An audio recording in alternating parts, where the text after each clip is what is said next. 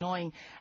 You may want to get involved in this conversation too, because it's about education, which is always a controversial topic. We all have our perspectives and our thoughts about it, because it is a sort of a one-size-fits-all system still, and we find increasingly that for many of us it doesn't fit.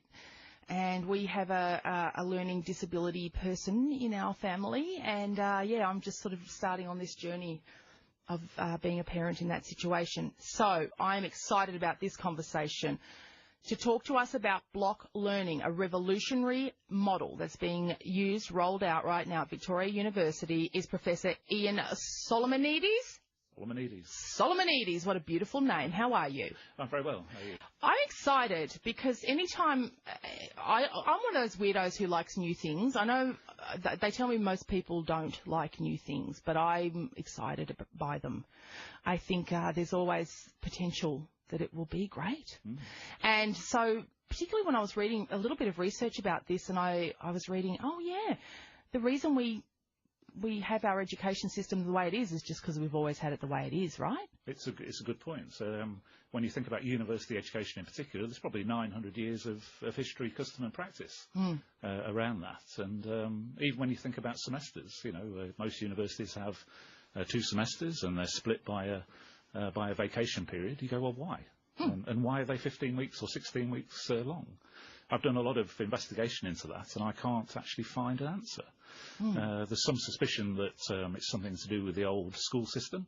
So, you were needed in the fields around harvest time. And that's why you didn't go to school in the summer. So you went to school outside of that summer period. There's another theory that you didn't go to school in the summer because, the air was bad in the classrooms and you'd catch disease and that kind of thing. But that's about as far as it goes. Wow. And as for it being 16 weeks long, nobody can tell me why. Fascinating.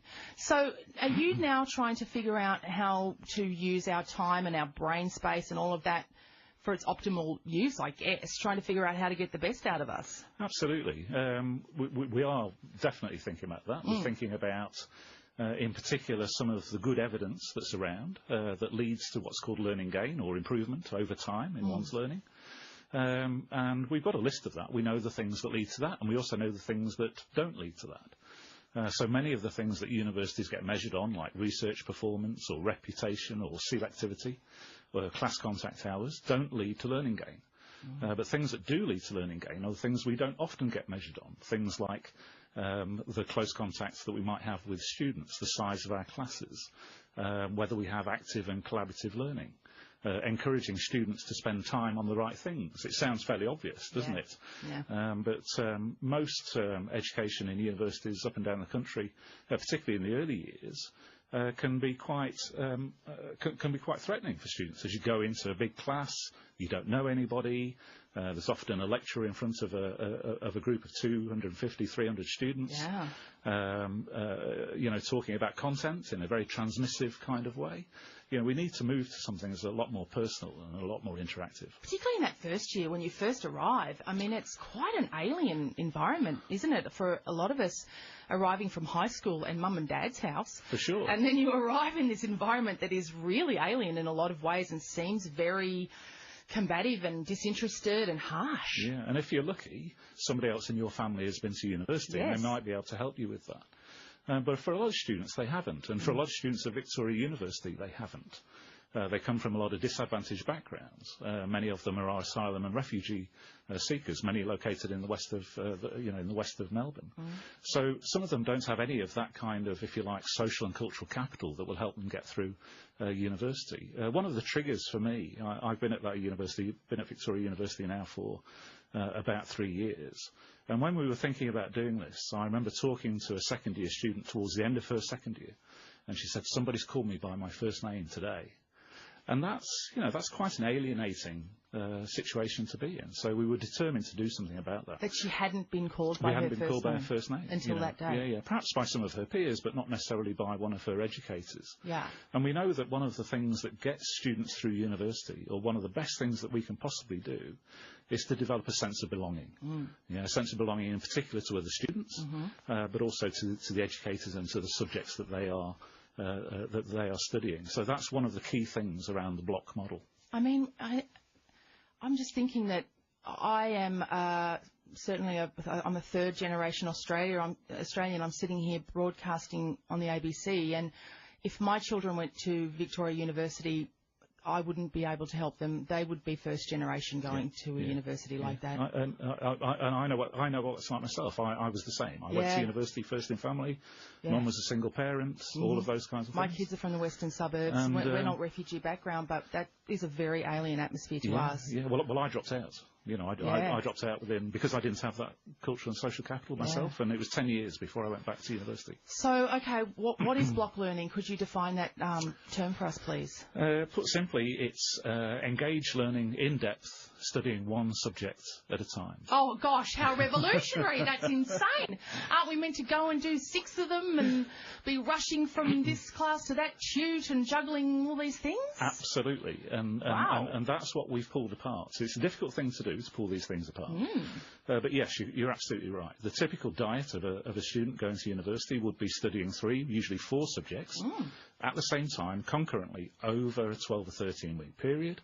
Then they have perhaps some SWOT-VAC, and then typically some exams at the end of that. So, yes, just as you described, what happens is you're juggling lots of different demands. You're trying to work out where I put my effort, because I can't put the same amount of effort into all of those things.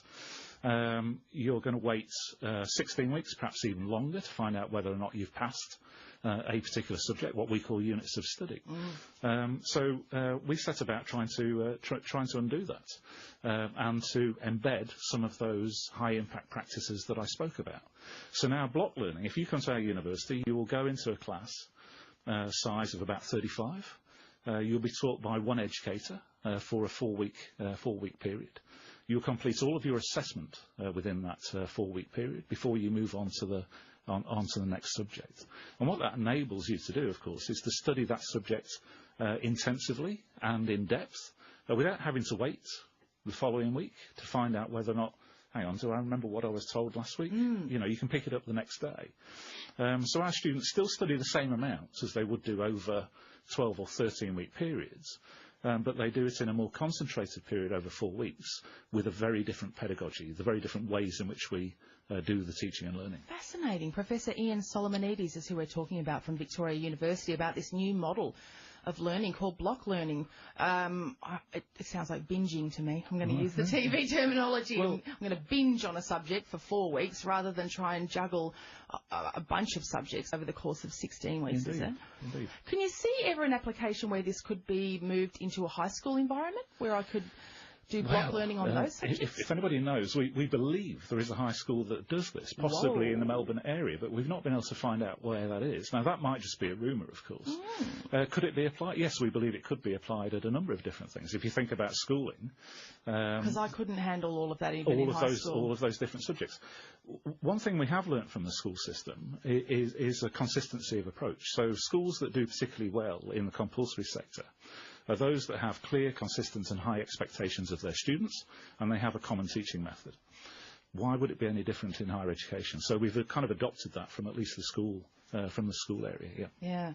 Our phone number is 1300 222 774, and our text number is 0437 774 774, because what I tended to do is make the executive decision somewhere along the line to just stop trying in a few subjects because I couldn't handle them all. Yes, and we see the same thing with our students. They don't necessarily stop trying, but what they do is there's a good deal of research to say that what students do is they discriminate across the different subjects, and they're quite instrumental in where they apply their effort. And a lot of that can be to do with what they think is going to get the best results, where they think they're going to get the best marks. We often have students who will sit in class and go, am I going to be tested on this? Is it going to be an exam? Do I need to know this? And isn't that sad? Because you sort of have this moment where you think, hang on a minute, you have this opportunity to learn, and shouldn't learning be a wonderful, joyous experience? Shouldn't you learn it because it's exciting to know it?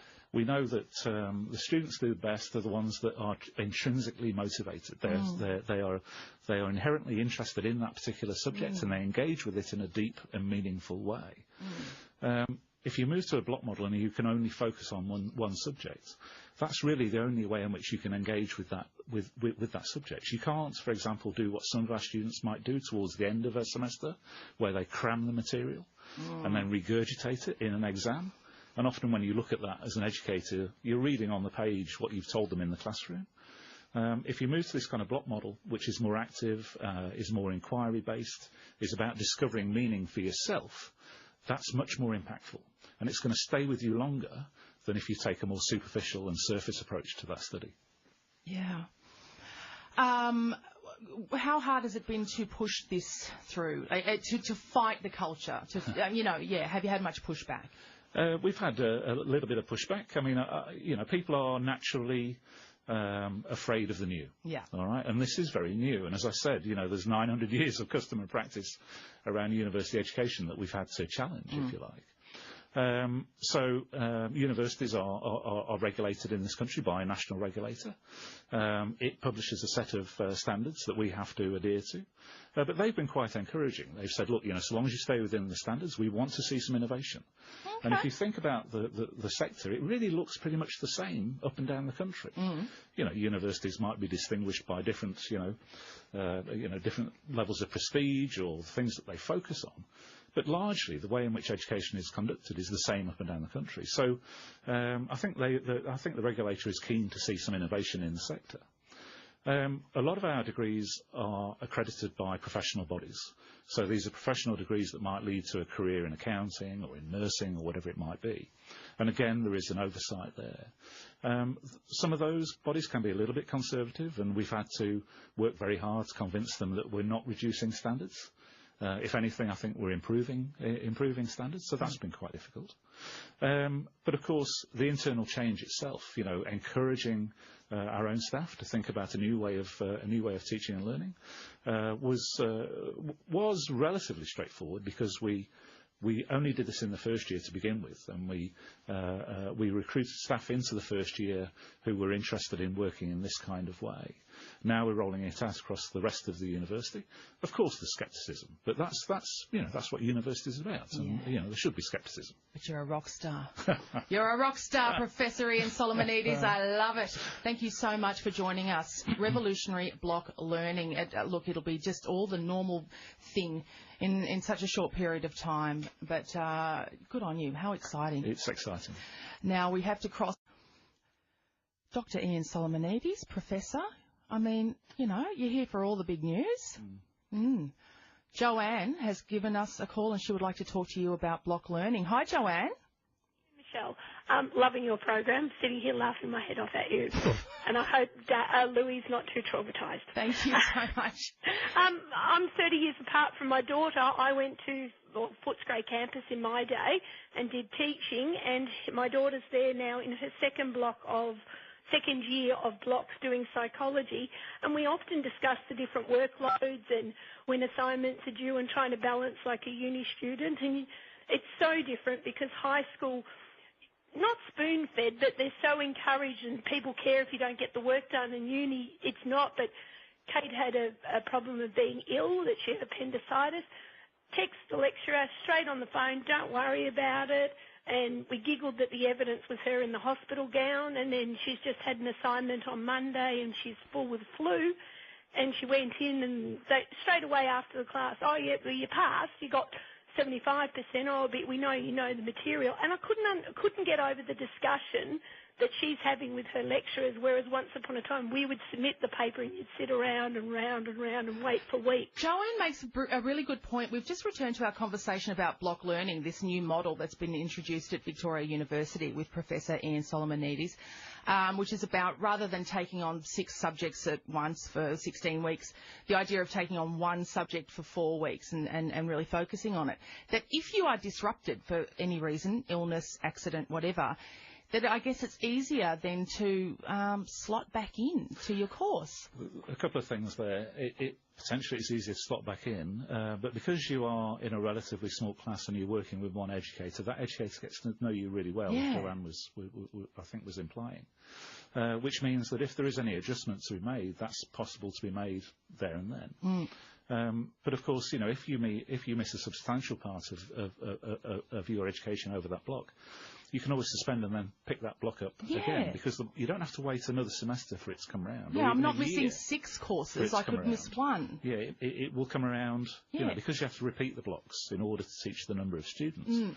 Chances are it's going to come around again, if not in the next block, possibly the block after that. So you don't have to sit around waiting for it to happen.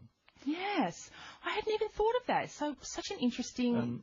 I think Joanne makes another good point there as well, which is this close contact between educators and students means that it's easier to give students feedback. And there's an old saying, all the learning is in the feedback.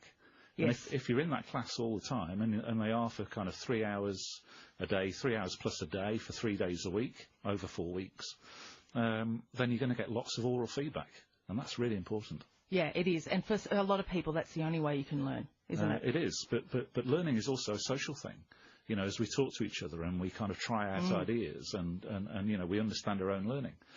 So again, you have much more opportunity to talk to your peers and talk to your educators in this kind of block model than you do in another way of learning. Yep, wonderful. Thank you so much, Professor Ian Solomonides from Victoria University. Coming up shortly, another Professor, Jacqueline Troy, who's going to talk to us about the new 50-cent pieces. Have you seen these? Oh, they're ever so beautiful. What they've done is they've put on the other side from the Queen all these Indigenous words for money. Beautiful. Oh, it's just such a beautiful design. And Professor Jacqueline is going to talk to us about that, explain it to us. She is the Director of Indigenous Research at the University of Sydney. So we'll talk about that shortly. But in the meantime, a song